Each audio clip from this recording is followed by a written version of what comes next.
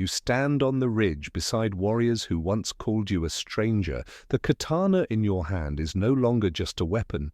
It's proof. Proof that you chose to stay. Proof that you chose to protect.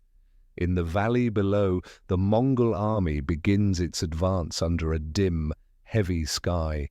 Spears glint in the fading light like a school of sharks riding the swell.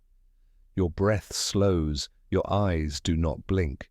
But how does a Templar Knight find himself here, in distant Japan, among samurai who carry within them the soul of mountain and sea? To understand that, we must go back to a wind-torn night in the Holy Land, when you and your brothers ran not toward the cross, but away from the fire, when your weary legs carried you across lands that did not bear your name, and when you met an old man, not a soldier but a prophet, who looked you in the eye and whispered that if you still wished to live, you must go east, to the place where light had not yet been swallowed by the dark. The forge is silent now, the blade has cooled, and someone is waiting for something they can no longer name. Welcome back. Tonight, we'll walk beside a warrior without a name, one who's gone so far that even his own reflection barely remembers him. So before you settle in, if you truly enjoy this kind of story, feel free to like the video. Leave a comment with your city and what time it is for you. Now, let the lights dim. Let the quiet rise like smoke. Let the fan hum just enough to steady your breath. And let's begin the journey. Sunlight pours over Jerusalem like molten gold, catching the domes and rooftops, clinging to the white stones polished smooth by generations of pilgrim feet. You step through the courtyard of the monastery as you have many times before, but today the light feels thicker, quieter, like a veil drawn across something waiting to be revealed. They call this city the center of the world, where heaven brushes against the earth, where the dead do not sleep and the living never forget. But to you, it was simply the place where everything began. The beginning of belief, the beginning of a vow, and the beginning of a path you could never turn back from. You remember clearly the first time you laid your hand on the city's stone wall. Your fingers were still rough from forging iron, not yet trained to hold a blade. You touched the carved cross, worn smooth by countless other hands, Templars who had paused here before stepping into battle. A bell rang from the tower high above. You didn't know whether it was welcoming you or warning you. Back then, you were young enough to believe that a sword and a vow could change the world.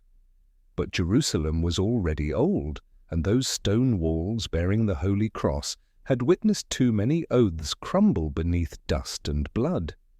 In the courtyard, a flock of pigeons scattered skyward as a column of knights passed, white cloaks stirring in the breeze. One of them turned and looked directly at you. Not with suspicion, but with the kind of gaze that seemed to weigh something inside your chest. You bowed in silence as you were taught, but a strange chill passed through you, deeper than the wind. At night, sleeping on the tiled roof of the monastery, you would hear the wind rushing through the cracks. It carried with it whispers from strange dreams, dripping water, distant bells, and the image of a mountain you had never seen. At first, you thought it was just the exhaustion of training, but now you're no longer sure.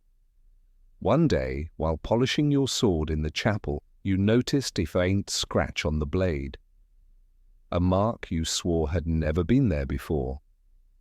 Your hand trembled just slightly. You remembered something the old smith in France once told you. Steel has memory. It remembers who held it, and for what purpose. You laughed at the time. But now, silence lingers longer. To others, you were the model of a Templar, disciplined, brave, devoted. But each time you saw yourself reflected in the well behind the monastery, There was a certain distance in your own eyes, as if the man looking back had begun to ask, "Who am I, standing here among these relics carved in stone?" Under a moon thin as a blade, you once stood by that wall and wondered, if tomorrow were the end, would you fight for faith, or simply because there was no place left to return to? There were whispers, tucked into corners and shadows, of a hidden map leading to the treasure of the Order, buried deep beneath the monastery, guarded not by soldiers, but by sacred vows. Some believed it, some scoffed, but you only wanted to know whether your soul would remain intact once everything else was stripped away. Jerusalem, cradle of so many crusades, had become the birthplace of your doubt. Not doubt in God, but in those who claimed to speak for him. That evening, beneath the last glow of the setting sun, you returned to that ancient wall. You placed your hand on the carved cross once more, for the last time. The birds had all flown, the wind had gone still, and deep inside, something had already begun to change. The chapel is dim, but the air is warm. Incense clings to the rafters, its scent sweet and metallic, like memory turned into smoke. You kneel as instructed, head bowed, eyes steady. Before you, the Grand Master of the temple raises a sword with both hands. Its edge glints with firelight, not yet yours, but soon. Outside these walls, Jerusalem breathes with ancient lungs, but here time stands still. This is not the moment you become a man. That happened long ago behind a forge, sweat pouring from your brow as iron took its shape. This moment is different. This is when you surrender your name, when you become more than a man, and less than one. The sword is lowered to each shoulder. The vow begins. You do not flinch. The words you speak are not new, but they settle differently in your mouth. You vow to serve God, to protect the weak, to fight without fear, to die if needed with no questions left unasked. There is silence when it ends, not of peace but of weight. You rise and the white mantle is placed over your shoulders. The red cross stitched upon it is bright against the fabric, as if freshly drawn in blood. The others clap once, as custom demands, no cheering, no celebration. Just one sharp sound to seal your oath in the air. You walk back through the narrow corridor of stone. Torchlight dances on the walls. Your feet, though trained to march, now carry something heavier than your body. You have entered the Brotherhood, but you wonder if something else just stepped out. In the days that follow, you train more intensely than ever, not with hammers, but with blades, not by shaping steel, but by using it. Your hands, once calloused from work, now bear new marks, blisters from the sword's grip, bruises from morning drills. You learn not just how to fight, but how to fight with silence, with faith, with discipline that refuses to speak. And still the dreams return, the mountain, the ringing bell, the cold wind pulling at the corners of your thoughts. You bury them in the rituals of the Order, in cold baths at dawn. In scripture it is recited until your throat aches, but they linger, always just behind your breath. There's a moment one afternoon after drills when you return to the smithy out of habit more than desire. The forge hasn't been lit in weeks, tools are stacked with precision, untouched. Yet when you pick up the hammer again, it fits your grip like it remembers you. And you remember something the Order never asked for, the joy of shaping something instead of destroying it. You stay there longer than intended, the air thick with dust and silence. Then a voice calls your name. Not stern, not loud, just curious. You turn and see another knight standing in the doorway. Younger than you, eyes sharp. He says nothing more, just wait. You set the hammer down, slow and careful. The moment breaks like glass underfoot. Later that night, as you clean your blade by candlelight, your mind drifts back to your father's workshop, to the rhythmic clang of iron, to the smell of smoke and sweat, to the stories told without words. You remember the first sword you ever made, crooked, soft, too short. But your father kept it anyway, hung it above the hearth, call it your beginning. Now your sword is flawless, perfectly balanced, deadly, but it carries no warmth. Only duty. You press your fingers to the red cross on your mantle, tracing its edges as if trying to feel something beneath. There is faith. There is pride. But also something hollow. In the dark, someone walks past your chamber. The soft tap of boots on stone fades down the hall. You remain still, eyes open, listening to the silence the way others listen to music. You are a Templar now. You have taken the vow, but part of you still hears the forge calling. The sun over Jerusalem has shifted, not brighter, not darker, just different. The warmth that once fell easily across the monastery now seems distant, like something passing through layers of glass. Whispers linger longer in the halls. Footsteps pause more often at closed doors. You begin to notice the way conversations stop when you enter, the way certain nights meet your eyes for just a second too long, as if weighing whether to speak or remain silent.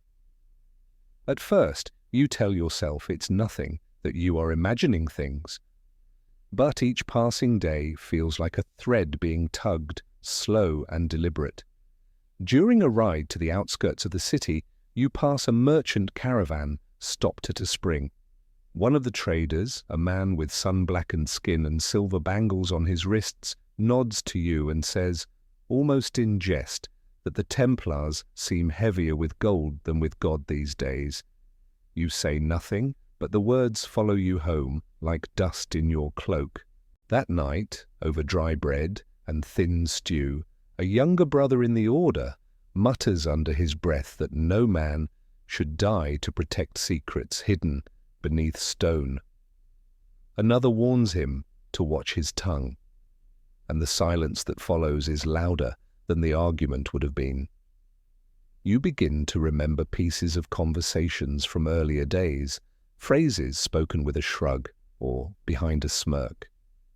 Mentions of treasure buried under Solomon's stables, of documents locked in iron chests, of kings who owe more than just prayers to the order.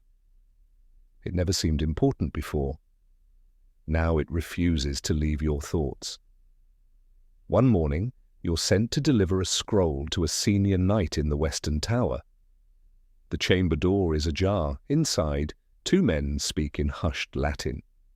You pause long enough to hear a sentence. The church grows afraid, not of God, but of what we know. You knock then, louder than needed. The men turn quickly. One nods, the other narrows his eyes. You hand over the scroll and leave. But their voices echo in your mind, even as the sun climbs higher in the sky. From the battlements you watch the city breathe. The market square below swells with colour and motion, vendors calling out prices, children darting between donkeys, dust rising in gentle swirls.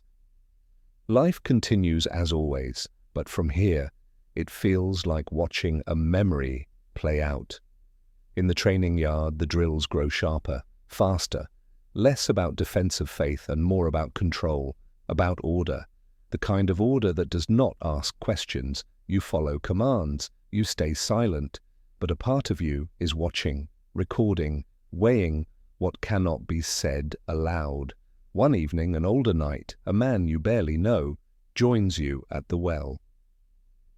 He doesn't speak at first, just stares into the water, as if it might reveal something. Then, softly, he says that not all wars are waged with steel, that sometimes the quiet ones are the most dangerous. You nod, though you're not sure if he's warning you or asking if you already know. That night, the dreams return again. But this time, the mountain is clearer, closer. You can almost hear wind scraping across its sides, and in the distance, a voice you don't understand, calling something you've never been taught. You wake before dawn, your palms sweating, the cross on your mantle half lit by moonlight. In the chapel, you kneel out of habit. But the prayers feel thinner now. The silence afterward doesn't settle. It hovers, unanswered. The order still gives you purpose, still gives you shelter, but beneath its marble floors something deeper stirs. Not faith, not fear, but doubt. And doubt, once it finds a place to rest, never leaves empty-handed. You press your hand to the cold stone wall beside you. You listen. And for the first time since you arrived, you wonder not what you're meant to protect, but what's being hidden. The bells ring at dawn, not the deep, rolling chimes of worship, but sharp, sudden strikes, metal on metal, urgent and uneven. You rise before your eyes can fully open. The corridor outside your chamber is already filled with boots pounding stone. Shouts echo from the stairwell. Not Latin prayers, orders. You reach for your sword. The hilt is colder than usual, not from the morning air, but from the way your hand hesitates. You fasten your belt, tighten the cloak at your shoulders, and step into the gathering storm. The courtyard is already half lit, though the sun has barely touched the rooftops. A few brothers are mounting horses, others are bracing the wooden doors. One shouts something about the king's men approaching. You blink, trying to make sense of it. Not Saracens, not mercenaries. These are not invaders from afar. These are knights from France, from your homeland. You make your way to the southern wall and peer through the narrow slit. The street beyond is filled with banners, not of the cross, but of the crown. Rows of soldiers in black mail.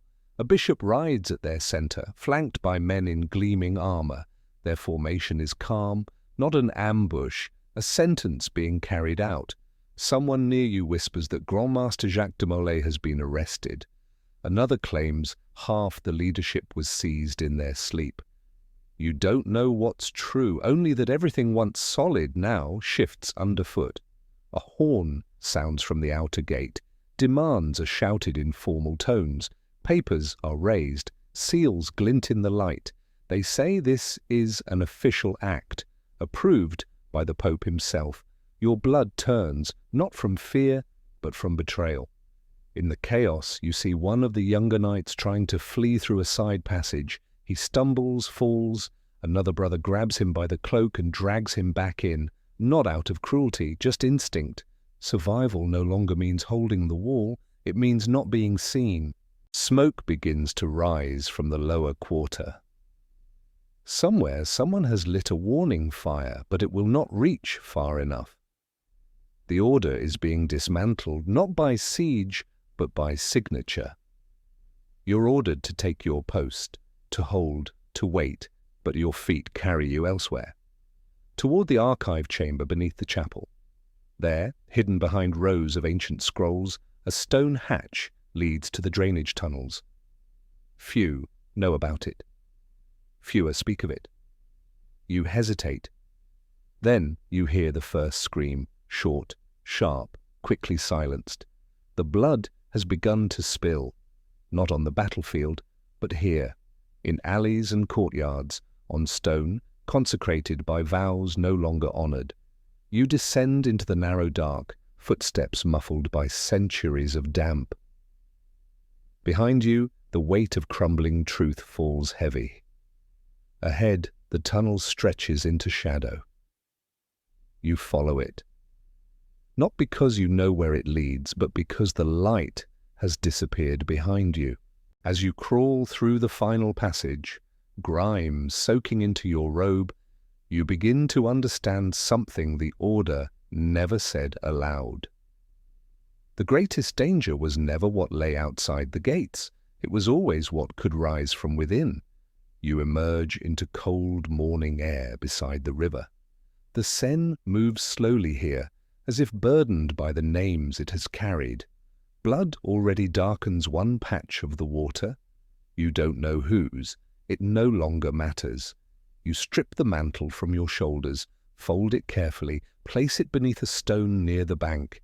The red cross faces downward, then you run. Not like a coward, like a man who has been unmade and has yet to find what comes next. The city fades behind you, but the weight of it does not. You run not through wilderness, but through veins of stone, slipping between alley walls and market ruins, past windows that do not open and doors that do not ask. Your boots strike cobblestones slick with morning dew and ash.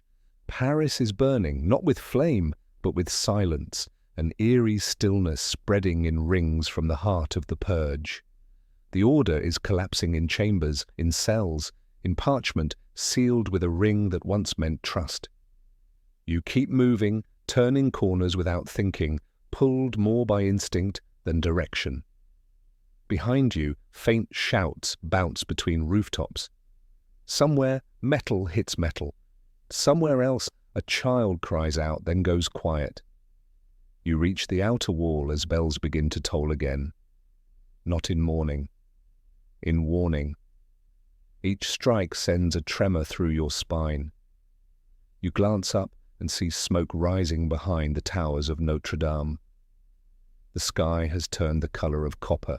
At the edge of the city, you find the gate sealed. Soldiers block the archway, their armor bearing no crest of faith, only the sigils of men who pay and punish. You duck away before they see you and slip into a side alley where the stone gives way to moss and damp. A memory surfaces, something whispered long ago, almost as a joke, a way out beneath the foundations, old tunnels, older than the order itself, used once for waste, now forgotten by all but the desperate. You find the entrance hidden behind a crumbling stable wall. You push aside loose timber and descend into darkness, the scent of mold and wet earth clinging to every breath. The tunnel is narrow, your shoulders scrape both sides, water laps at your ankles, but in the dark you feel strangely calm.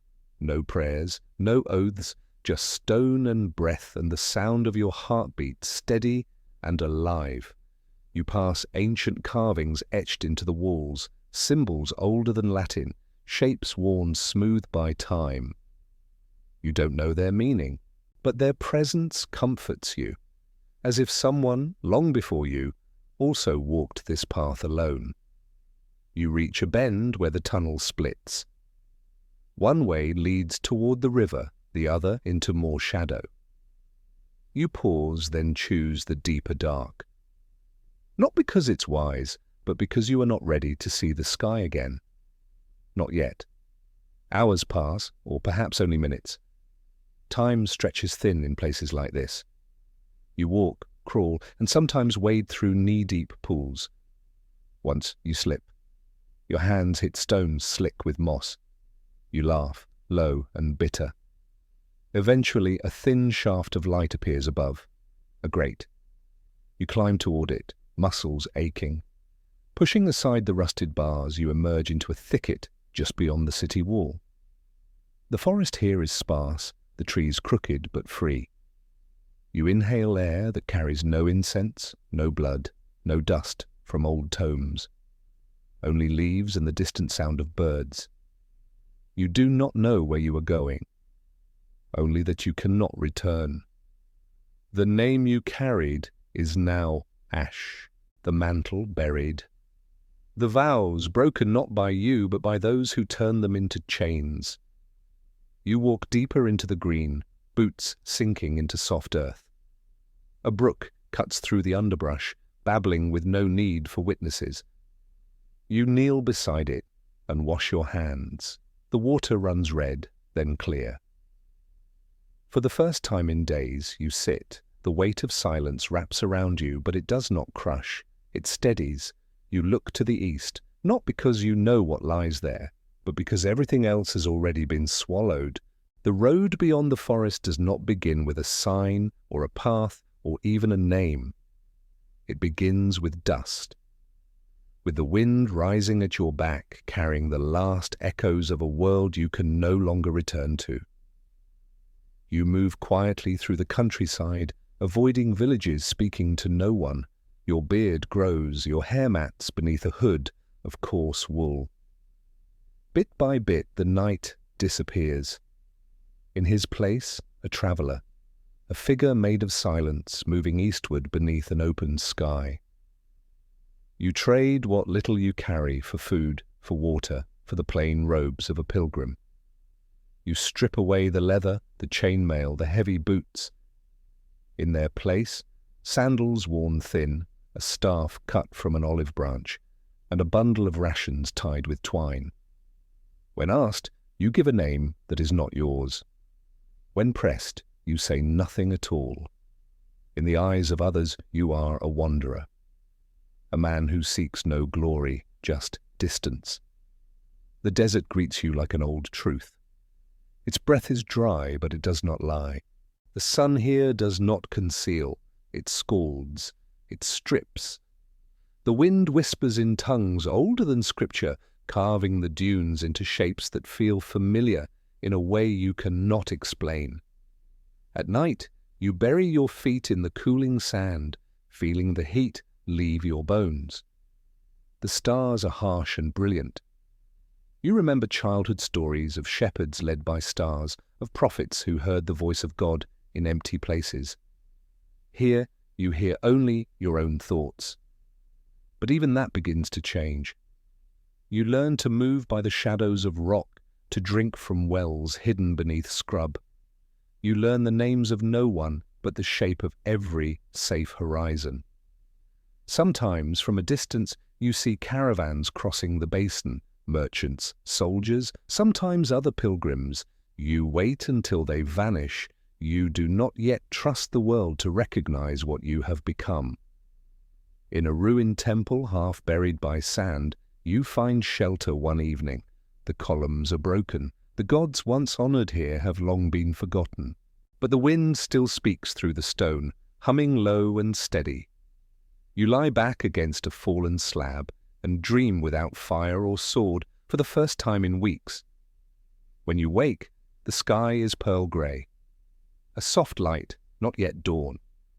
You rise without a sound. The world feels paused, waiting. Your hands, once made for shaping steel, now carry little more than dust. But in the slow hush of morning, you begin to feel that what you carry cannot be taken. That maybe, just maybe, what survives is not the vow, but the man who once dared to make it. You do not pray aloud, but as you walk again, tracing your path along the edge of the sand, a quiet thought follows you. I am not lost. I am becoming. The land begins to shift beneath your feet. The desert recedes, giving way to rolling hills baked in copper light. Olive trees appear first, thin and brittle, clinging to stone. Then orchards. Then villages where roofs curve like potter's bowls and chimneys smoke gently through the morning fog. You enter Armenia without knowing the border, only that the language softens and the bread is sweeter. The people speak in low tones, their eyes cautious but not cruel. You approach with care, offering labor instead of questions. And they give you what they can: shelter, a name you don't correct, and the gift of being left alone. The village you settle in sits at the foot of a crumbling monastery. Its walls are pocked with time, but its bell still rings, once at dawn, once at dusk. The sound is different than what you knew in the Holy Land, smaller, less grand, but no less sacred. You work as a woodcutter, though your hands remember iron. You split logs with practiced rhythm, build fences with quiet purpose, repair carts with more patience than pride. At night, you sleep near the animals, the smell of hay and sweat, a comfort rather than a burden. No one asks where you came from. Here, stories are carried by hands, not mouths. One old man watches you more closely than the others. He sits outside the baker's shop, his knees wrapped in faded cloth, eyes clouded but sharp beneath thick brows. Every morning, as you pass with your axe or saw, he nods once. You nod back. Days stretch into weeks. The nod becomes a kind of tether. Children run past you without fear. Dogs follow your steps. A woman places warm bread in your hand without a word and turns away before you can thank her. Still you do not speak of the past, not even to yourself. The red cross buried beside the Seine is now just a memory shaped like a wound that no longer bleeds. In the evenings you sit beneath the eaves and listen to the wind through the apricot trees. It sounds different than in Jerusalem, less like a warning, more like breath. One night the old man by the bakery gestures for you to sit. He pours something strong into 2 chipped cups. You accept, though your fingers hesitate. The liquid burns but steadies you. He doesn't ask your name. Instead, he says that men who cut wood the way you do once forged blades for kings. You don't answer, but he smiles as if you did. Before leaving, he says something that sticks in your spine. That silence, when honest, is its own kind of prayer. You carry those words with you the next morning, as you follow the path past the village and up toward the broken monastery. There, in the half-light of sunrise, you press your hand to the stone wall. It is cool, rough, and unmarked, and yet it feels familiar. The bells ring softly. You close your eyes. The wind carries no prophecy, but for the first time in a long while, you do not brace against it. You let it pass through you. The path away from the village begins like a whisper, a narrow trail of packed earth winding between hills where the grass grows long and silver. You follow it not out of purpose, but because something inside you has grown restless again. The stillness that once felt like healing now begins to feel like waiting. A storm brews on the horizon. Not the kind that strikes suddenly, but one that hums in the distance for days, drawing closer with each breath of wind. The clouds build slowly, heavy and low, painting the sky the color of bruises. You keep walking. Late one afternoon, the rain begins. Not in sheets, but in fine needles that soak your shoulders and blur the path ahead. You pull your cloak tight, lower your head, and search for shelter. That's when you see it. A lone cypress tree, crooked but tall, rising above the field like a sentinel from another world. Beneath it sits a figure, still as stone. You approach cautiously. The man is old. His robe is threadbare, his sandals worn to near nothing. Yet he does not shiver. His eyes are closed, lips moving soundlessly. For a moment you think he might be praying or dreaming. You clear your throat softly, more out of instinct than intent. He opens his eyes without surprise. They are pale, but not blind. Still, bright, like glass left in a river too long. He does not ask who you are. Instead, he studies your face for a moment, then pats the ground beside him. You sit. The cypress branches creak above, bending with the wind. No names are exchanged, only silence. And then a voice, his voice, low and steady, as if he's been speaking all along and you've only just learned to hear him. He says that not all men flee for the same reason. Some run from death, others from truth, but a rare few run because something calls them. You say nothing, but he nods anyway, as if your silence agrees. He tells you a story, not of battles or saints, but of a valley where the sun never rises the same way twice, a place where lost things gather, names, memories, even destinies misplaced by time.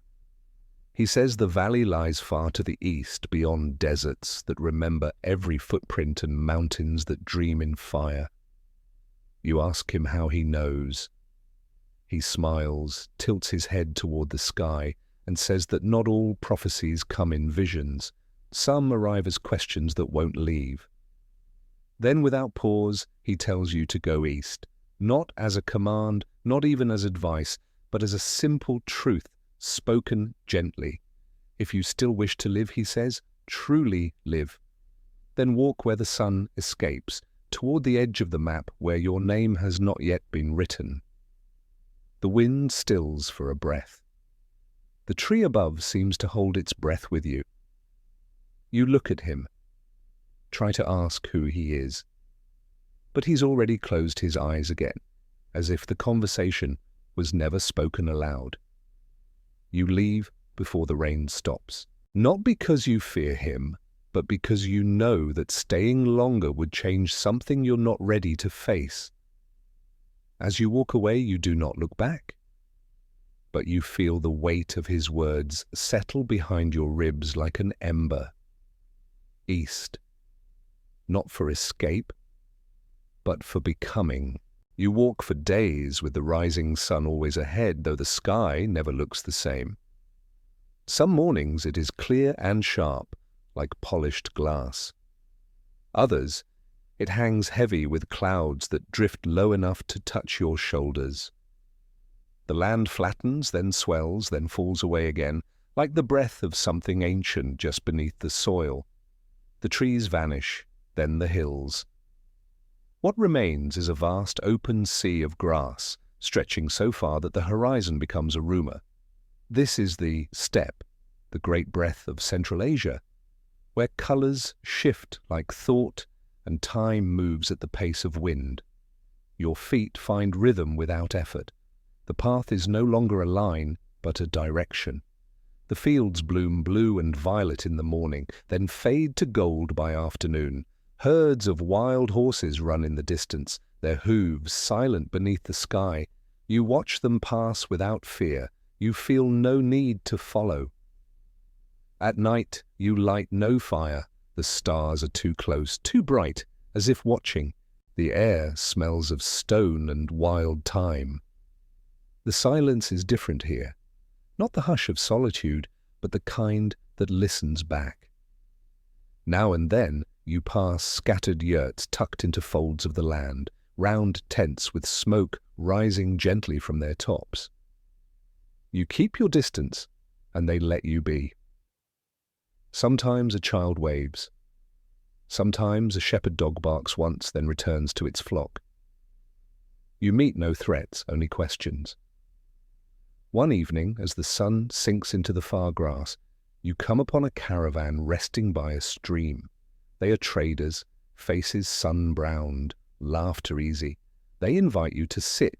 You share their food, flatbread, goat cheese, a soup so simple it tastes like water, turned warm by kindness. No one asks your name. They speak in a blend of tongues, Persian, Turkic, something older. But a few words always find you. East, mountain, wind, fire. One man, older than the rest, leans close and touches your hand. He says that the land knows who walks upon it, that it remembers quiet feet, that it favors those who do not speak more than they carry. You sleep beside their fire that night, wrapped in a spare blanket and the smell of smoke. In your dream, you are walking still, but your feet leave no prints. You wake with frost in your beard and the sky pale with morning. The caravan has already gone. Only the ash of their fire remains. You rise and walk again. The steppe rolls on. The colours shift. Blue, violet, gold, green. You no longer count the days. In a dry riverbed, you find a shard of old pottery, patterned with a symbol you once saw carved into the stone beneath the Templar chapel. You hold it in your hand a long time before placing it back in the dust. Some truths are too wide to carry. Later, thunder growls on the horizon. You brace for rain, but it never comes. Only wind, endless wind. You pass a stone marker half sunk in the soil. Faded script curls along its base, unreadable, yet familiar. It reminds you of prayers once whispered before battle. You place your hand on it, not for luck, not for forgiveness, just to feel something solid, still standing in a world that keeps moving. That night, you sleep beneath a sky so full of stars it feels like it might break. And for the first time, you do not dream of the past. The wind tastes different near the coast, salty, impatient. The grass thins, the soil turns to sand, and the air grows damp even when the sun is high. After weeks crossing the interior, the sudden vastness of the sea feels both terrifying and inevitable, like staring into a second sky that decides to lie down and breathe. You reach the port without a name. A cluster of wooden docks lashed to crumbling stone, where boats sway without rhythm and gulls circle overhead like white-bladed sickles. No city surrounds it, just a row of slant-roofed houses, a few weathered stalls, and the constant creak of rope under tension. People here speak little and watch a lot. You sell your walking staff and what remains of your pack for a coin. Not much, just enough for passage. The ship you choose is a merchant vessel, small, fast, built for skimming coastlines rather than crossing oceans. Its sails are patched, its crew lean and sun-darkened. The captain looks you over without a word and nods once. That is enough. You sleep on deck beneath the stars. The sea at night is not quiet. It breathes, growls, sighs. It presses gently against the hull, as if testing your resolve. The salt stings your lips. The wood beneath your back groans like a memory too long held. Days pass, the coast drifts in and out of view. The sailors speak in short phrases, mostly to the wind. You catch fragments of weather patterns, of trading posts, of pirates seen too close. No one asks about your past. They treat you as they treat the sea itself. Present, necessary, unquestioned. One afternoon, you help mend a torn sail. Your fingers remember how to stitch, even when your thoughts do not. A younger sailor watches you work and says that you have the hands of a smith, but the silence of a monk. You offer no reply. He smiles and walks away. You mark time by the meals, by the way the waves shift from gentle to sharp, by the way the horizon sometimes disappears, swallowed by fog or clouds or the sheer weight of distance. Then one night the sea turns still, unnaturally still. The crew moves slower. The laughter fades, clouds gather, but the air does not cool. It thickens, presses against your skin like a warning. The captain does not speak, he simply changes course. You feel it before he does. A shift in the tide. The silence that precedes the kind of storm not measured by rain. You tie your gear tight. You say nothing to the others. You only watch the sky darken like ink spilling across a map. When the first drop falls, it's warm. Then comes another. Then 1,000.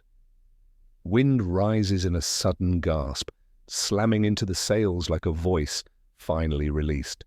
The storm has no shape. It comes from every direction. Rain and spray blind your eyes. The ship groans beneath you. Ropes snap. The mast bends like a tree, caught mid-prayer. You grip the rail, body soaked, knuckles white. Lightning flashes, and for a moment you see the captain at the wheel, eyes wide but calm. Then he's gone. The next wave breaks over the deck, pulling half the crew with it. You fall. Not overboard, not below.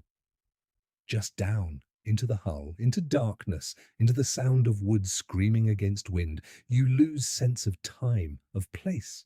You are only noise and salt and breath. At some point, you close your eyes. And when you open them again, there is no more storm, no more ships, only the sound of waves pulling back from shore.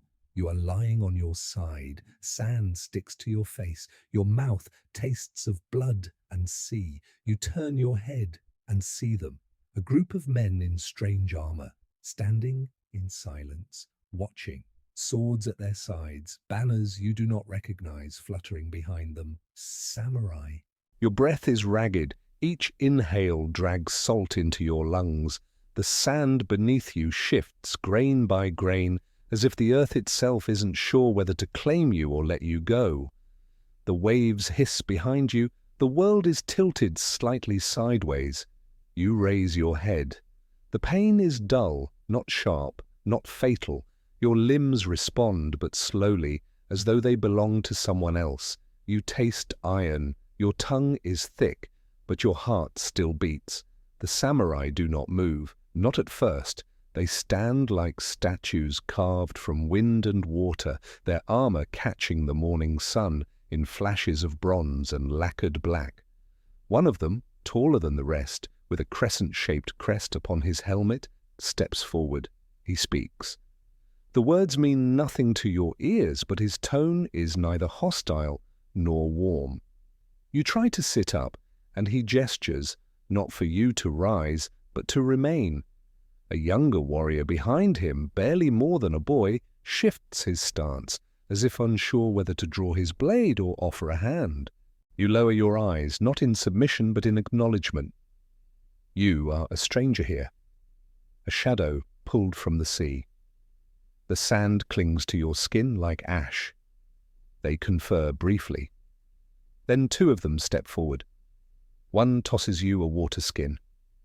You drink greedily, the water lukewarm but clean. The other offers no words, only motion, pointing toward the cliffs beyond the beach. You rise unsteady. Each step feels like it belongs to a different life. Your boots squish with seawater. The air smells of pine and brine, an unfamiliar mix that makes your throat ache. As you climb the slope, the sea wind tugs at your torn robe like a reminder of what it took. At the top, the world opens. A forest stretches inland, thick and quiet. The path is narrow, lined with stone lanterns weathered smooth. Crows circle overhead, cawing as if in judgment or warning. Somewhere in the distance, a bell rings once, long and low. They bring you to a small temple, not grand, not broken, just old, broken. The wooden beams groan beneath the roof tiles, moss creeps along the steps. The sound of water trickling from a bamboo spout fills the silence. You are given food, rice, fish, something fermented and strong. You eat slowly, eyes lowered, ears open. The language flows around you like water over stone. You catch nothing but tone, a few glances, a few raised brows. No one touches their weapons, but no one turns their back. Later, you are led to a side room, tatami mats, a folded blanket, a bowl of water. They leave you there, and you sleep before your head touches the floor. Your dreams are not dreams. They are flashes, the storm, the sea, a mast snapping in half, a man screaming in a tongue you never learned. The sound of your own name swallowed by wind. You wake before dawn. The air is colder now, the world is still. A monk enters, robes rustling like leaves. He bows once, then kneels across from you. Slowly he begins to speak, not in your language, but in gestures. His hands mimic the sea, the boat, the storm. Then he points at you, at his heart. Then east, you understand, not in words, but in meaning. You are not the first to wash up here. He opens a small wooden box and removes a piece of cloth, faded red, embroidered with a symbol you recognize. A cross, not unlike the one you once wore, but different, angular, older. He places it before you, then waits. You do not touch it. Instead, you nod, a slow, quiet nod that reaches deeper than speech. Outside, the temple bell rings again. The monk rises, leaves without another glance. You sit there long after the sound fades, holding your breath as if the air itself might answer. Then, from outside, the low chant of prayer begins, soft, rhythmic, foreign, yet familiar in its stillness. You have not spoken in days, but in that moment you close your eyes and say something, not aloud, not in any language, but from within the broken forge of your soul. You do not know what land this is, but it does not feel like an ending. It feels like the edge of a new silence. The air carries a scent you've never known before. Pine sap warmed by morning sun, salt from distant waves, the faint smoke of rice straw burning far off in the fields. You step outside the temple, barefoot, the wood beneath your feet worn smooth by centuries of silent steps. The monks pay you no special attention. One sweeps the courtyard. Another kneels in the garden, pruning a camellia with the focus of a surgeon. No one asks why you're here. No one asks who you were. You realize now that this is not ignorance, it is respect. The path leading down from the temple winds like a ribbon between forest and sea. To one side, the pines rise tall and unmoving, as if they've been guarding this mountain for generations. To the other, the cliffs fall sharply into the surf below. The sound of the ocean is constant but soft, like a drumbeat slowed to match your breath. You follow a young monk down the path. He says nothing, but he glances back now and then to make sure you're still there. His pace is calm but deliberate. He leads you to a small beach cove hemmed in by black rocks where the sand is pale and cool beneath your feet.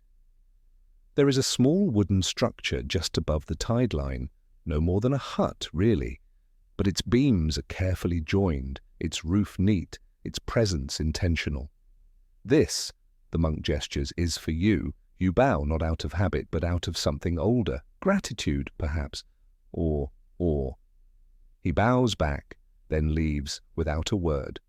Inside you find a mat, a low table, a set of folded clothes, dark indigo, plain but finely made, and a wooden bowl carved with gentle grooves from years of use. You sit for a long time, hands resting on your knees, letting the quiet fill the corners of your mind. Later that day, someone brings you a bundle. Inside, dried fish, rice, a flintstone, and a small blade, not a weapon, but a tool. A message, wordless yet clear. You are not a prisoner, you are not a guest, you are something in between. You walk the beach at dusk, tracing the line where the waves kiss the sand. Your footprints stretch behind you, then vanish as each wave reclaims them. You do not mind. You are beginning to understand that not every step must be remembered to matter. You kneel at the water's edge and dip your hands into the sea. It's cold, but not unkind. You close your eyes and breathe, letting the air fill every part of you that once carried armor. Night falls slowly here.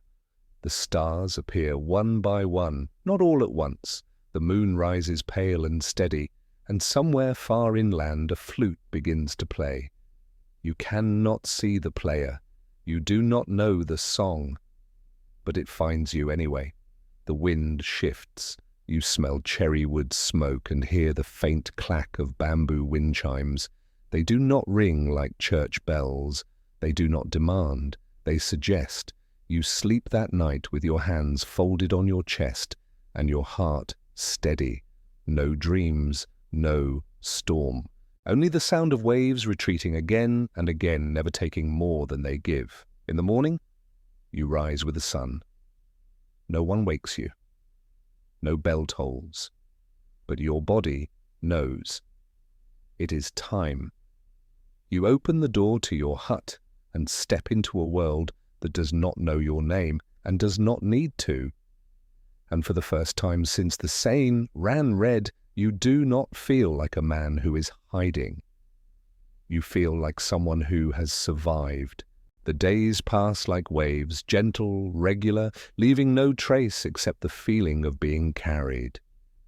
No one tells you what to do. No one locks you in. But the unspoken truth is clear: you are watched. Not with suspicion, but with quiet care, like a blade set aside, not forgotten. The samurai who first found you return one morning. They arrive without fanfare on horseback, their banners fluttering like silent questions. You stand outside your hut as they approach, no weapons in your hands, no words in your mouth. The tall one, the one with the crescent crest, dismounts and studies you. His face is still but not unreadable. He makes a motion with his hand. You are to come with them. You nod, not because you must, but because something in you is ready. They bring you inland through winding roads framed by cedar and mist. Villagers bow as the horses pass. Children stare, wide-eyed. Some laugh, a few whispers. They have never seen a foreigner this close. You ride in silence. The saddle is not built for comfort. The horse senses your unease but does not challenge you. It too carries its duty with quiet patience. By late afternoon, you arrive at what was once a temple. The stonework remains, but the gods have moved out. It now serves as a place of holding, not a prison, a threshold. The guards wear armor, but their swords remain sheathed.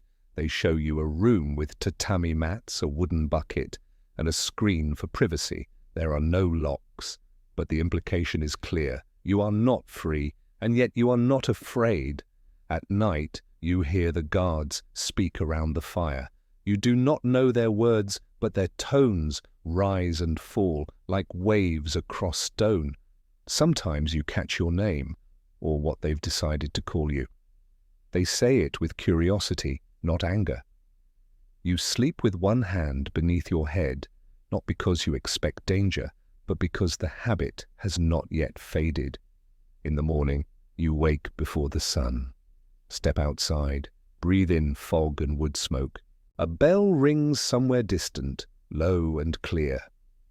You bow your head, though no one is watching. Later that day, a monk arrives, not the same one as before, but with similar eyes. He brings no scrolls, no guards, only a wooden box. Inside, stones, smooth and flat, marked with painted symbols.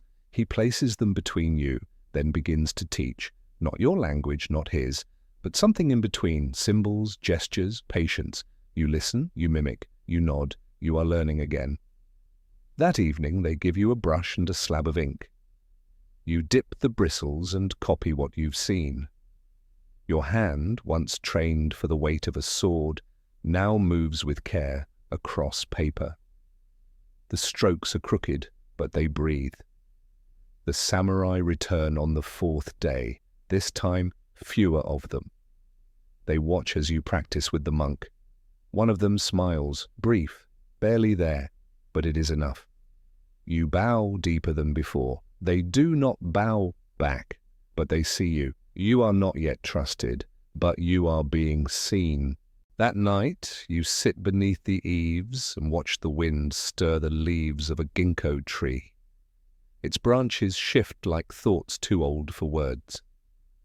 You think of the chapel in Jerusalem, the way the stone cooled under your knees, the way your vows hung in the air like smoke that would never settle. Now you kneel again, not to pray, not to beg, just to be still. You press your palm to the floor, feel the grain of wood, the pulse of the earth beneath. You are not bound, but you are not yet free, and somehow that is enough, for now. The morning begins with shouting in the hills. Don't panic, urgency. You rise from your mat before the guards call, already reaching for your cloak. The sound is too close, too real. Moments later, the temple courtyard swells with motion. Men gather near the gate, some armored, some not. One of the monks says a rider brought word. A caravan was attacked in the northern pass. Among them, the son of a local lord. No one tells you to stay behind, but no one says you may come either. You simply follow, not at the front, not at the rear, just behind the samurai with the crescent crest. The path twists sharply through pines. Fallen leaves soften the sound of hoofbeats. The higher you ride, the colder the air becomes. Mist hugs the ground like breath made solid. You grip the reins awkwardly, the horse unfamiliar under you, but steady. When you reach the ridge, The scene unfolds in grim silence. A scorched cart, 2 bodies by the wheel. One of the samurai kneels to examine the marks in the mud. Thin, swift, deliberate. Whoever struck did so with knowledge, and without mercy. A soft cry draws your eyes toward the trees. Hidden in the underbrush, a boy clutches his arm, bloodied but alive. His kimono bears the crest you've seen stitched into temple banners. He is the sun. He is the reason they rode. The nearest samurai hesitates. It's a trap. It must be. But the boy cries again, reaching toward no one. You do not wait. You dismount. Step into the brush. You move low, slow, not with courage, but with certainty. This moment belongs to no one else. You reach him just as the bandit rises from the thicket behind. A blade flashes, not yours, you have none. You raise your arm, take the blow across the forearm, and lunge with your body, full force, into the attacker's ribs. Both of you hit the ground hard. You roll. The bandit rises, snarling, but one of the samurai is already there. A single strike. Clean. The threat ends before you can breathe again. The boy is lifted carefully, his wound wrapped in cloth. The samurai do not speak to you, they only look. The one with the crescent crest watches the blood running down your sleeve, then glances at your face, as if trying to find something written there. No one speaks on the way back. The boy sleeps against one warrior's chest. Your arm burns, but you say nothing. When you return, the temple doors open wide. The monks help you down. They wash your wound in silence. They do not ask why you acted. No one needs to. That night, the Lord arrives. His procession glides through the forest like wind made visible. Soft footsteps, torchlight, banners like ghosts. He wears his age like armor. His eyes find you at once. He speaks through an interpreter, but his gaze never wavers. He thanks you, once, simply, then says something else, longer. The monk explains, he has chosen not to see you as a prisoner any longer, not because you saved his son, but because you acted as though the boy were already yours to protect. He bows to you, not deeply, not ceremonially, but with weight, the samurai bow after him. This time, you bow in return, and something inside you does not rise with you. It stays rooted, like a seed given new soil. Later, beneath your hut's lantern, you unwrap your bandage. The cut is deep but clean.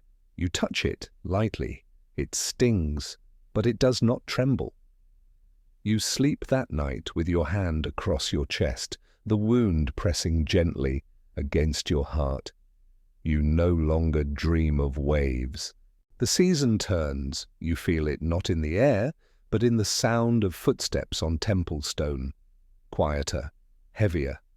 Conversations now pause mid-sentence. Guards walk their rounds in pairs instead of alone. And at night, the wind carries not only the scent of burning pine, but the bitter edge of anticipation.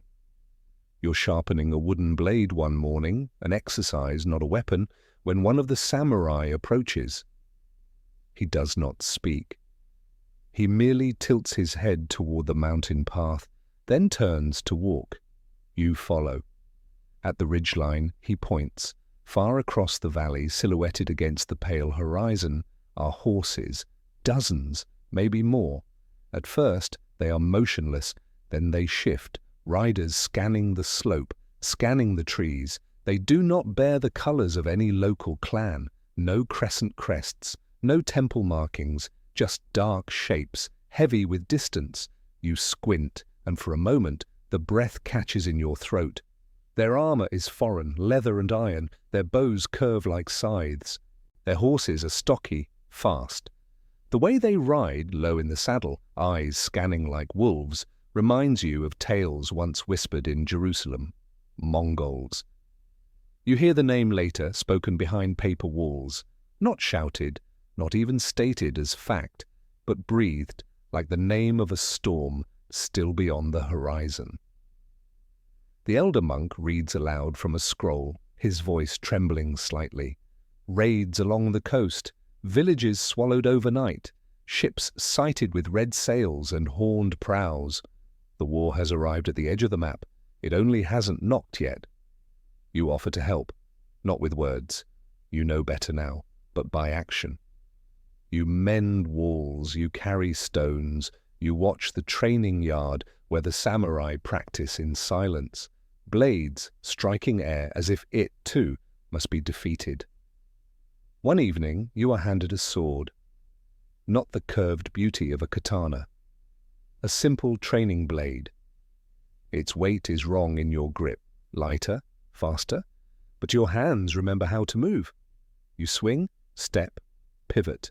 The old rhythms come back, not just the ones you learned as a knight, but the ones from your father's forge, the balance of a tool, the resistance of steel.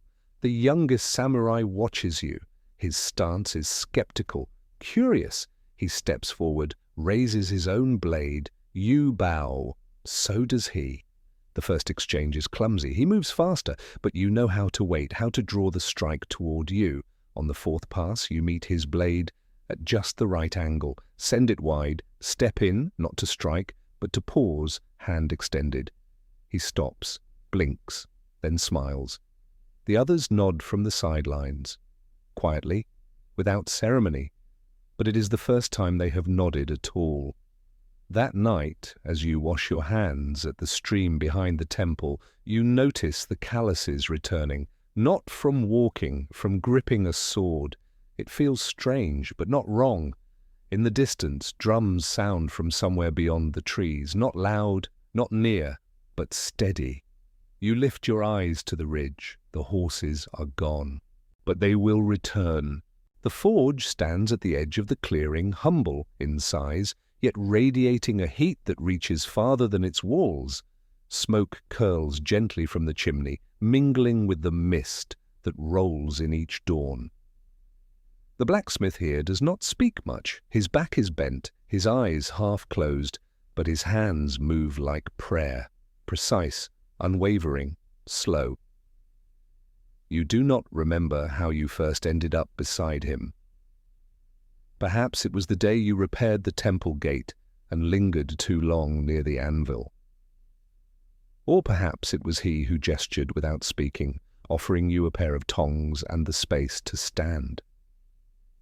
Either way, you return the next day, and the day after that. At first, you only watch the folding of metal, the bathing of steel in flame, the slow rhythm of hammer strikes that echo into the trees.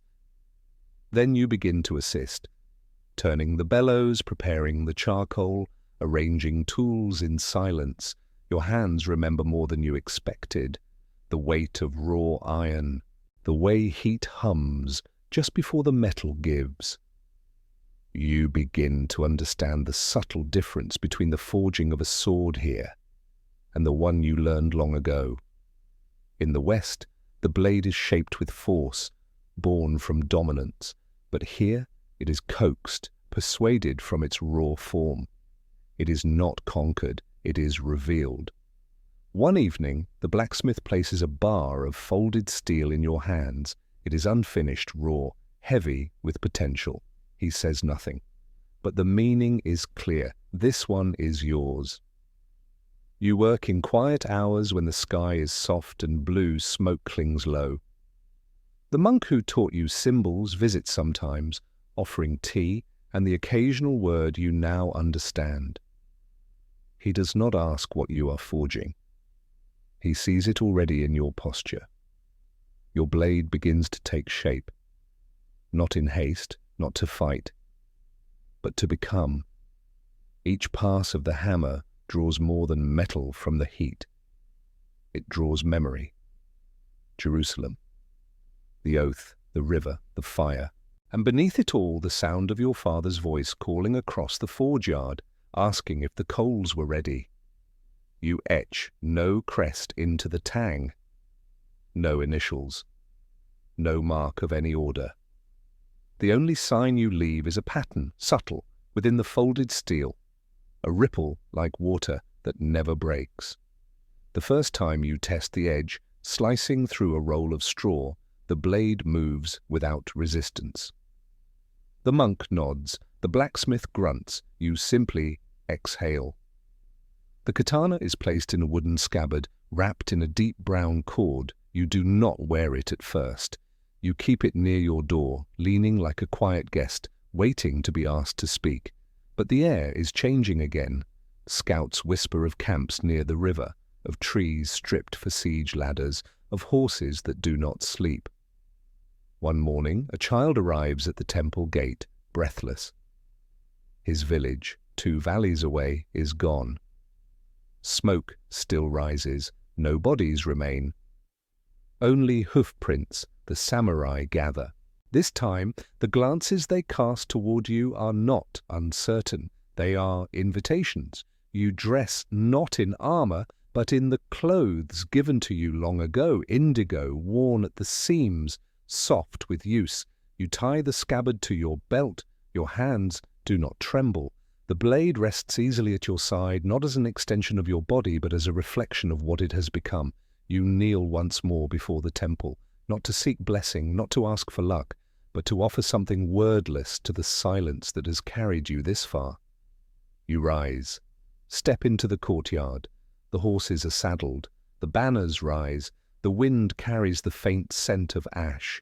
One of the younger samurai hands you a talisman, a string of carved wood, worn smooth with prayer. He doesn't explain what it means. You don't ask. You hang it beside the hilt. And when you mount your horse, the sky is the same color as the forge smoke that once rose from your father's roof. The procession moves like water through the hills, quiet, deliberate, and certain of its depth. Samurai ride at the front and rear, banners fluttering not in defiance, but in remembrance. Between them you ride without title, without rank, but with a blade at your side and no rope at your wrists. No one says your name. But no one calls you an outsider either.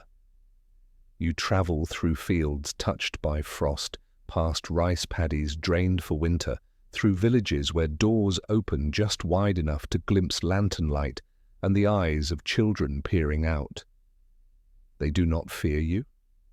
They only wonder how a foreign face rides among those in lacquered armor. The samurai do not speak much. Yet their silences feel different now. Not guarded, not cold, merely comfortable. You ride beside them not as one of them, but not apart from them either. The space you occupy is narrow, but it holds. You spend nights in mountain outposts, sipping hot broth beneath paper walls, listening to the wind stir bamboo. In the mornings you drill with the others, sword to air, foot to earth. You mimic their movements until they begin to mimic yours. Small things are a shift in stance, a grip changed, a pause held just a little longer before striking. One of them, Shin, the youngest, asks if you once fought with a different kind of blade. You nod, he grins. The next day, he brings you a piece of chalk and asks you to draw the hilt of your old sword in the dirt. You kneel and do so. The shape is longer, the guard wider, the balance foreign to him. He watches closely, then draws it again himself, faster this time. For the first time you laugh. It surprises you. Later, while tending your mount, the samurai with the crescent crest approaches. You've never learned his name, but his presence has become as steady as the north wind. He hands you a cloth bundle. Inside, a piece of armor, not much, just a single forearm guard, lacquered dark with a cord to tie it tight. He gestures to your left arm, the one scarred from protecting the Lord's son. You unwrap your sleeve, slide the piece on. It fits, not perfectly, but well enough. He nods once, then turns away. That night, the stars return. You lie beneath them, not in a temple, not in a cell, but on open earth. The blade rests beside you. The talisman swings gently in the breeze. You look up and think of the forge again, not the one in Japan, but the one in France, where your father stood with soot on his brow and a hammer in his hand, telling you that fire reveals everything, even the things you try to hide. You wonder if he would recognize you now. You do not miss the order, but you miss the part of yourself that once believed it could never fall. The next morning, the group stops before a village half burned and abandoned. The earth is black with ash. The wind carries the faint stench of old death. Shin finds a charm buried beneath a collapsed altar. He brushes the dirt away and holds it out to you. It is simple, carved wood, a symbol you do not know. You take it gently, tie it to your belt, not as a talisman, as a reminder you ride on. And this time, when you pass a field of winter-bent stalks and a farmer bows from afar, you bow back, not because you are samurai, not because you are Templar, but because at that moment you are something that doesn't need a name. The ridge holds its breath. A low hum, like the growl of distant thunder, begins to pulse through the hills. You feel it before you see them. The rhythm of hooves beating the frozen earth, the tremor in your chest that no wind can explain. Then they emerge. Black shapes against a grey sky. Riders in layered skins and lamellar armor, their horses short but powerful, their arrows already notched, though the battle has not yet begun.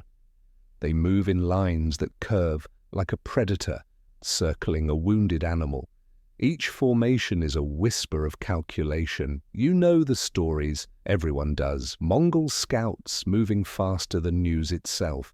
Cities vanish between sunrise and dusk. Fields salted, wells poisoned. Children taken not as prisoners, but as memories turned into warnings. This valley, quiet, half asleep in winter, was never meant to become a battleground. But now smoke trails rise from the horizon, burned granaries, collapsed watchtowers, villages too small for defense and too proud to flee. The samurai gather under the banner tree. Their leader, an older warrior with eyes like sharpened obsidian, unfolds a scroll and lays it on the ground. No grand speeches, no battle cries, just finger points, nods, and the hush of steel being drawn in anticipation. You stand at the edge of the group, katana sheathed, heart steady. When your name is spoken, your adopted one, soft in their language, you step forward. He points to a hilltop near the river, flanked by 2 spearmen. You nod, no questions. On your way to the post, Shin catches up to you, panting from haste. He hands you a strip of cloth dyed red, its fibers still damp with ink. He doesn't explain, just ties it around your bicep. You let him. It smells like cedar smoke and fear. The ridge you climb gives a view of the valley below. From here, you see the full curve of the invading column. Efficient, relentless. They move not as men, but as a mechanism, each unit part of a larger will. The same will that crushed kingdoms far grander than this forested province. You unsheathe your katana and plant it into the earth beside you. It hums slightly in the wind, as if listening. Then a horn, not from your side. The Mongols begin to spread, not in panic, but in preparation. They intend not to scare, but to erase. Below, villagers scramble to gather what they can. Some flee toward the monastery, others toward the river. The monks are already forming lines of passage, guiding the old and the young. You spot one elder carrying scrolls in his robes, another lifting a child onto an ox cart. There is no order to this flight, only instinct. And that too the Mongols know. A rider approaches you from the rear, not a samurai, but a monk from the temple, eyes wide with something between awe and terror. He hands you a bell, not a weapon, just a small bronze bell, the kind that chimes during prayers. He tells you nothing. Only press it into your palm and bows. As he rides away, the bell sits warm in your hand, as if it remembers being rung in peace. You tie it to your scabbard. Let it hang, soft and unthreatening. The sun begins to drop, and the snow takes on a blue hue. Across the valley, the first wave crests the ridge. You hear the whooping cries, the sharp yips that rise and fall like a predator's breath. Arrows begin to arc, not toward your post, not yet, but into the trees where scouts once stood. You draw your katana and press your hand to the cold ground. It vibrates. You are no longer watching. You are part of it now. And as the cry goes up from the tree line, steel meeting bone, shouts in a language you almost understand, you rise to your feet, and the bell chimes once. Not for prayer, for memory, and just maybe for warning. The breath before battle is always the quietest part of a man.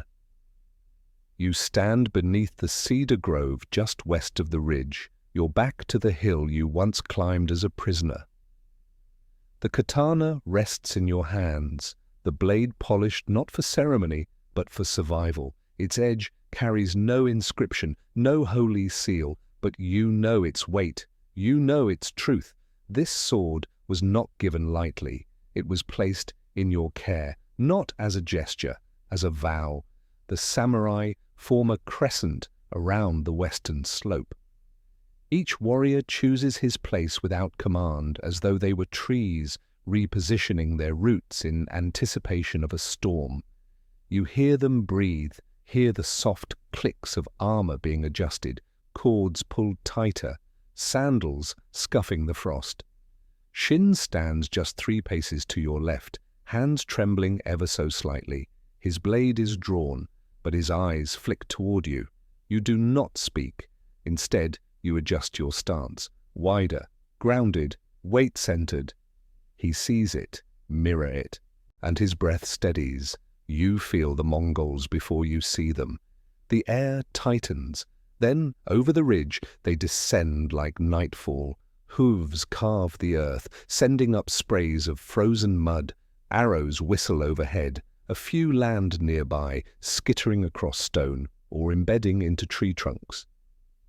You do not flinch. You step forward. The first clash comes swift. A rider lunges at a spearman to your right.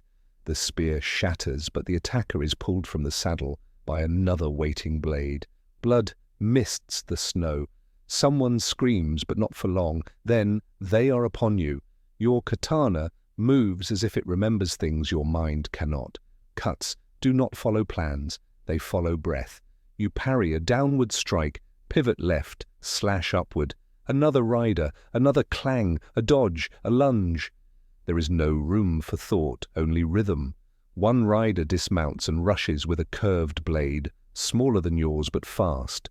You step inside his swing, drop your shoulder, and the edge of your katana draws across his ribs like ink across parchment. You don't watch him fall. You turn to the next. Somewhere, someone calls your name, your new name, the one they gave you when they stopped calling you a stranger. You turn just enough to see Shin pinned beneath a Mongol soldier, struggling. Your legs move before your mind catches up. You do not call out. You do not hesitate. You strike downward, clean and hard. The Mongol drops and Shin gasps. You pull him to his feet. He nods, wide-eyed, blood on his cheek that isn't his. You press your back to his. The wind carries smoke now, and the copper bite of blood. Hours pass like minutes. The enemy does not relent, but neither do you. You no longer count the bodies, only the survivors. When the horn finally sounds from the temple's peak, 3 short bursts, it is the signal to regroup. The Mongols are pulling back, not defeated, only delayed, but it is enough. You stumble toward the rendezvous point, legs shaking. The katana's edge is nicked, your knuckles are torn, but you live, and the blade is still in your hand. In the silence after, as the villagers emerge from hiding and the monks begin tending to the wounded, a samurai elder places a hand on your shoulder. He says nothing, but he sees the blood, the fatigue, the fire behind your eyes. He points to the katana, then to your chest. You understand. This sword is not just a weapon, it is a mirror. It reflects the man you chose to become when you could have chosen to flee. You look down the slope where a line of smoke now marks the edge of the Mongols' retreat. And for the first time since you stepped onto this soil, you do not feel like a visitor. You feel like part of the land that bled beside you. The firewood crackles gently beside the modest hut you've helped rebuild, high on the ridge overlooking the village you once defended. Snow has come early this year, not thick, not blinding, just soft like a memory settling onto old earth. You sit cross-legged near the doorway, a clay cup warming your palms. Below, the valley breathes in silence. No drums, no hoofbeats, just wind curling around shrines and rooftops. Peace, it seems, has learned your name. And then one day they come. Not as warriors, not as invaders, but in ships made of strange woods, bearing crucifixes and flags that glint with gold threads under the pale winter sun. The Portuguese have arrived. They speak your native tongue, though with accents that twist the edges of their vowels. They wear clothing you vaguely remember, long cloaks, polished boots, hats, tilted in defiance of the sun. Their leader carries a leather-bound book and offers it with reverence, pages open to reveal the cross. You receive them politely, nod where expected, offer tea, though they do not care for it. One of them recognizes you, not your face, aged and weather-lined, not your hands, now rough with years of chopping wood and shaping steel, but your bearing. They ask your name, and you answer with the one given to you here. They frown, ask again, slower. This time the old one, an ambassador of sorts, calls you by your old title. Chevalier.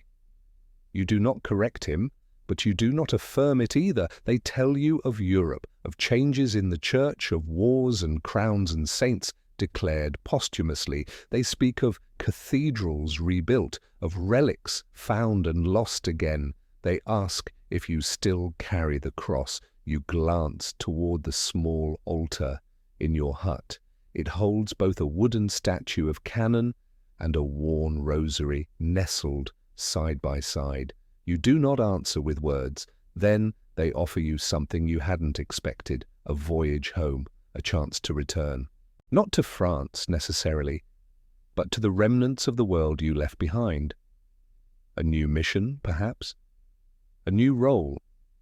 They tell you your story could inspire, that there are those in Rome who would listen. You thank them. You ask for a day. That evening, you sit beneath the pine tree behind your hut, the one that grew from a sapling you planted your first spring here. It leans slightly westward, as if it too remembers where the sun once set over another ocean. You consider their offer. But what is home after so many winters? Is it the language of your childhood or the silence of these mountains? Is it the steel of European armor or the soft bell that chimes from the temple each dusk? That night you dream of Jerusalem, not the city, but the wind that carried sand into your eyes. The way the light played on white stones, the sound of doves taking flight. You also dream of this land, of tatami mats and stone paths, of rice fields and bamboo groves, of Shin, now grown and teaching swordplay to children in the village square. By morning your choice is made. You descend to the harbour as the sun rises, just as the Portuguese prepare to board. You smile, you bow, and you tell them simply that your place is here. The ship sails without you, and you return to your hut. That night, under a sky free of sails, you sharpen your blade, not for battle, but for tradition. Then you pour a cup of tea and begin writing your name. The new one. The one you chose. The one this land gave you, not because of blood or flag, but because you stayed when you could have left. Because you protected when you could have vanished. Because sometimes the light we seek in the distance was under our feet all along. The hill is quiet now, wrapped in mist most mornings and golden haze each afternoon. The seasons pass gently here, unmarked by war or rumour. Your hut remains modest, its wood darkened by years of rain and sunlight. No gate guards the path, no sign bears your name. Yet those who seek wisdom still find their way. You live simply. Mornings begin with breath and stillness. You rise before the sun, kneel on the worn tatami mat, and listen, not for voices, but for silence. The kind that teaches. Your sword remains, but mostly sheathed. You keep it above the altar, beside the incense, beside the rosary. It is no longer a weapon. It is a reminder of vows made, of lines crossed, of a life that once burned and now glows softly like embers in a clay hearth. Each afternoon you walk to the temple on the opposite ridge. The monks greet you with nods, familiar but not intrusive. There you strike the bell. 3 times, not for ceremony, not for worship, but to measure the moment. The bell's sound rolls down the valley like water poured into stone bowls. Children stop and listen. Birds startle from trees only to return. You always watch the pine trees when the bell sounds. The same ones you passed beneath on your first night here, half drowned and shaking, unsure whether this land would hold you or let you go. It held you. Now the bell has become part of your rhythm, not duty, not ritual, just a way to say, I am still here. Visitors sometimes come. They bring gifts, rare teas, scrolls, a carved token of a red cross someone remembered from an old tale. They call you sensei, not knowing the life behind the stillness. They ask you questions you never fully answer. One boy, maybe 10 years old, once asked if you were ever a knight. You smiled, said that some paths have more than one name, and he seemed to understand. At night, the wind carries scents of cedar and cooling rice. You sip tea in the doorway. The mountains are dark silhouettes now, deepening with every hour. You hear the river far below, babbling a story no one remembers word for word. It's not the grandeur of cathedrals or the weight of relics that endures, it's this. The repetition of days, the kindness of strangers, the echo of a bell on a hill too small for maps but large enough to hold a lifetime. You no longer wonder what became of the others. Those who fled east or west. Those who burned or bowed. Those who believed too much or not at all. You don't wonder because this life has quieted that need. There is peace in not needing every answer. And there is beauty in the questions left behind. The pine stands tall, though its branches sag slightly now, heavy with age and memory. You planted it long ago with hands that once only knew the weight of steel. It has grown slower than you did, but more surely. Its roots dig deep into the slope, anchoring it to this hill, the way you have anchored yourself to this quiet life. There is moss now along the stone bench you shaped from a slab of river rock. You don't sit on it often, but today you do. The cup of tea in your hand is warm. The steam rises, curling in the air like the incense you used to burn for those you lost. You sip slowly, watching the mist in the valley below shift and lift like a veil pulled back from a familiar face. You've taught many over the years. Swordsmanship, yes, but also patience, listening, the discipline of making fire without haste, the strength in saying little. One of them, a young man named Taro, remains closest. He tends to the garden now. Watch over the shrine. Brings you rice and fish when your knees ache on cold mornings. He doesn't ask much, but today he found something. In the back of the cupboard, behind folded clothes and old scrolls, he discovered a box you had almost forgotten. Wood was worn smooth for decades. Its latch is stiff, but still intact. He opened it. Inside, wrapped in faded linen, was a badge, red cross on white, stitched with care, not by you, but by someone long gone. Taro didn't speak. He only looked at you with wide, quiet eyes. And you nodded. That night, you did not sleep. You sat beneath the pine, watching the stars emerge one by one, like embers in the sky. You remembered things you had not spoken of in years. A ridge in the Holy Land. A tunnel in Paris. A broken mast in a nameless sea. A bell that rang during a battle on a far-off shore. And you remembered the voice of the old man under the cypress who told you to go east if you wanted to live. He had been right. Now you breathe deeply. The forest exhales with you. The earth cools around you. And you feel no fear in what comes next. Your sword, once bright with battle, now rests beneath the floorboards, wrapped in cloth and silence. Your armor, rusted long ago. Your name, the one you carried from the west, has faded from memory, but your presence remains. Children play near the temple and whisper stories of the foreigner who came from the sea. Some say he was a ghost. Others say he was a warrior who fell from the sky. A few believe he never existed at all, but Taro knows, and he keeps the badge safe. One day, when he is older, he might pass it on, or not. Either way, the story no longer needs to be told with words. The pine will remember, the bell will still ring, and somewhere between the forge and the shrine, between sunrise and falling snow, the memory of a knight who became something else entirely will linger. Let the sword stay sheathed beneath the pine. Let the story fade like morning mist. Sleep well, you've walked far enough.